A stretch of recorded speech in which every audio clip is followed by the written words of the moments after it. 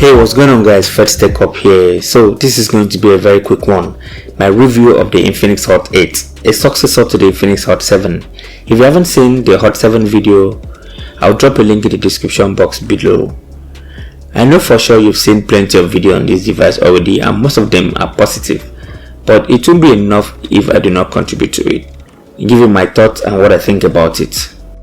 I find the Infinix Hot 8 to be an interesting device for the price and something to get you into the smartphone game as a first-time smartphone buyer. So I'm going to enlighten you more about it so to help you make that purchase decision. But before I begin, please kindly hit on the subscribe button to join this awesome family and turn on your post notifications so you get alerted when I upload a new video. As usual, let's talk about the design and build quality. I'll tell you there's nothing so spectacular about the design here. It is an entry-level device and it feels exactly like it. It is made from plastic, which is by far a material of choice for this type of device. For what you're paying for, I don't think you should let that bother you. It doesn't mean the device doesn't have something to be desired. At least it falls among the current design trend. The 3 camera at the back in a straight line form. The shiny and glossy look makes it a little appealing to the eye. The device feels solid and nice to hold, but then I don't like the way the buttons click.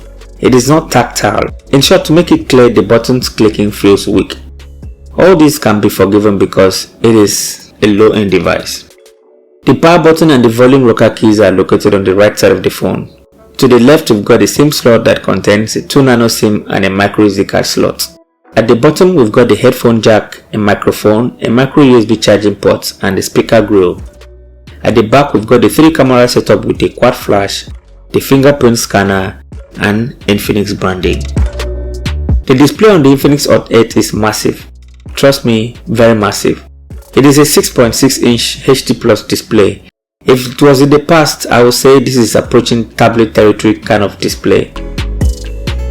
But a lot has changed in the smartphone industry, giving the Infinix Hot 8 ability to have a bigger display in a small form factor, thinner bezels and overall size. It is 720 by 1600 resolution, a 269 pixels per inch density with overall brightness of 450 nits. Not bad for a device in this category. It is sharp and responsive, viewing angles are okay, watching online video is decent for the price, and there is no form of visible pixelation, which is a plus here.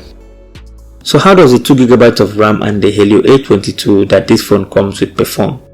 Well, I can't say it is a powerhouse when it comes to performance. Considering how much it retails at, performance is okay at best.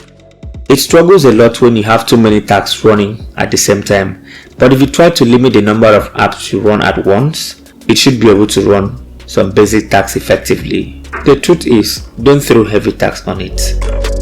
I played some light games on it and it performed quite well. Browsing the web is okay, app switching is okay too. However, it doesn't offer a smooth experience entirely. It's kind of like a roller coaster ride.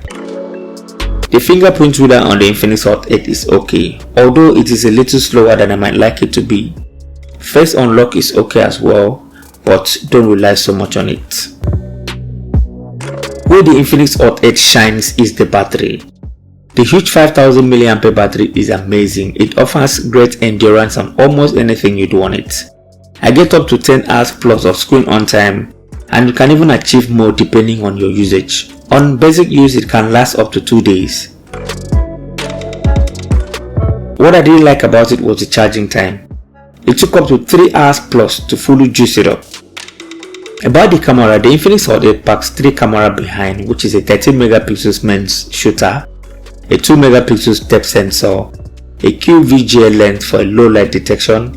Speaking of low light, how does it perform? I'll say if your main aim of purchasing this device is a camera, then look elsewhere. That being said, the Infinix Hot 8 takes good looking images in a well lit environment or a bright sunny day.